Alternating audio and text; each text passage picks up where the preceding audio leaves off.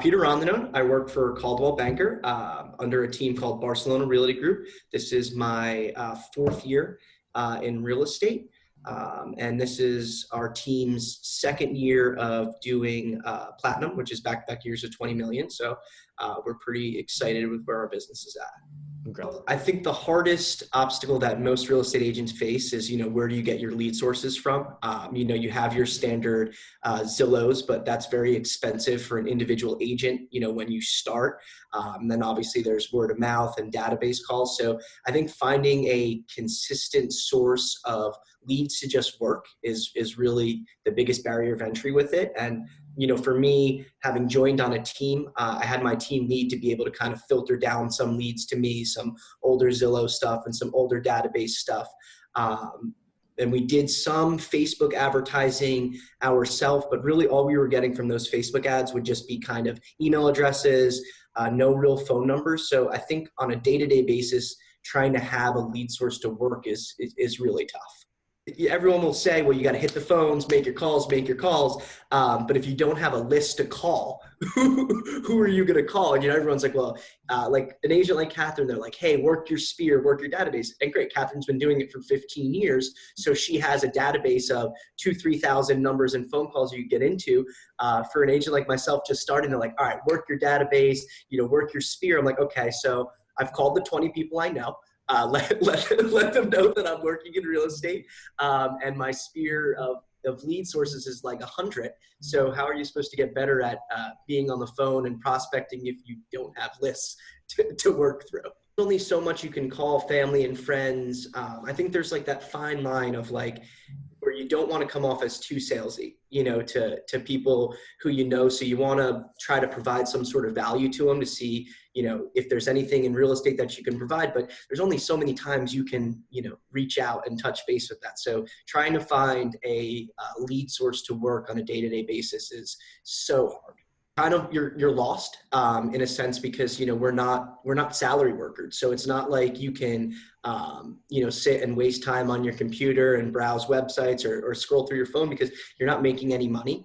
And I think there's like a difference in real estate where you have what we like to call like when you're working for $1,000 an hour stuff, which is hitting the phones and making calls and business that's going to lead you to closing commission checks, or there's busy work, the $10, $20 an hour stuff where it's like, all right, well, let me fidget with my website, or let me see how my Instagram is doing. So you find stuff to do, but it's a very empty feeling where that what you're working on now isn't going to get you any commission checks in 2 or 3 months. It's just gonna you can waste one day, you could waste another day, but 3 months later you're going to really feel the pain from that. Since we went live with the chatbot program, I think it was in middle of November. We have 3 people on our team, so it rotates through, and we've been consistently seeing 2 to 3 leads a day, which is great because we're getting good phone numbers, good email addresses, and with real estate, even though you get right on the phone, you call them right away, you might not get an answer, but you do know that you have a person at the other end who is interested in a particular type of property. You have a phone number to send a follow-up text to. You have an email address to send, a bomb to, or a regular email. It gives you at least a few hours a day to work. Since the November date, I think I've gotten 35 individually in, and those have additional details. So I know what their time frame is. I know the price range they're looking in. I know the towns that they're looking in. So whether we've had any good conversations or not, it's a weird time of year with Thanksgiving and Christmas. I know that I can work those leads to death in January until they tell me either they're not interested or update me on their time frame. So it's nice coming in and pulling up that Excel sheet and saying, okay, how am I going to provide value to these people so that I can close a deal for them? I mean, my first conversation right out the gate was just it's someone that I can still set up on an automated market report. It's someone that I know has an interest in real estate, and I plan to do this for a really long time. So even if he's not interested in buying or selling now, I can provide value that at least I could put a follow-up call in and say, hey, I know you're not interested, but do you have any family or friends or anything like that? And I think it's really knowing somebody's interested in real estate, whether they want to buy now, you just can continue to provide them a value. And at some point you're going to get something out of it. So they've all been very positive conversation. You got somebody on the phone who has an interest in what we do, and you know that being somebody who's good at it, at some point I'm going to find value for them. Has had, I think recently, like 4 really, really good conversations with them. Deb has had a good conversation too. So it's a lot of times when you're working a cold lead source, and you call and you're just, trying to tell them about a house in the area, you get maybe not people who are so happy to talk to you. But I find that this being a warm lead where I know what they've clicked on and what they're looking at, you can at least open up the conversation with, not selling you anything.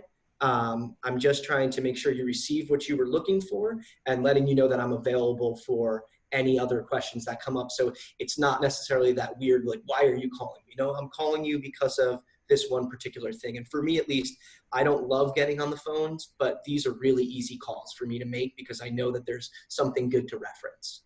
But he's still getting reports for me, and I will close him at some point. Industry's going, that's it. That's great, because I think a hard thing for, at least when I started and for new agents, is, okay, I have this number, I have this email address, I have, what do I say? How do I come off sounding like I'm going to provide value? And I think that a lot of times, I know I got worried, if I have a script, I don't want to sound like I'm reading from something, but at least if you have it and you could practice it, it becomes second nature to where people don't know you're going off of a script. You're just getting ready to answer the questions that you're going to receive from them. And before you know it, you're getting an appointment. So that kind of stuff is invaluable in terms of your business, knowing what to say at the right time. Well, I'm excited to get those. And that is, for us, we're looking to grow our team through this next year and bring some new agents on. So it's really great to have data like that to provide to them, and videos to say, hey, this is what we're doing. It works for us. Practice these, look at these. So I'm excited to get those. This previous year, I closed personally 15 units and 8 million. My goal is to do 30 units this year and 15 million. 15 and 30 is what I'm looking for, if not more. So right now we have 3 full members and 2 that are kind of in referral status. And we'd like to bring on 3 new members this year. And we're finishing in the top 10, but we really only have 3 people working full time. And we're put up against teams that are from 5 to 10 to 15. So in order to compete, we want to continue to grow. And we feel like if we're able just to bring a few more people in, we can kind of kick into that top 5. And that's kind of our goal this year.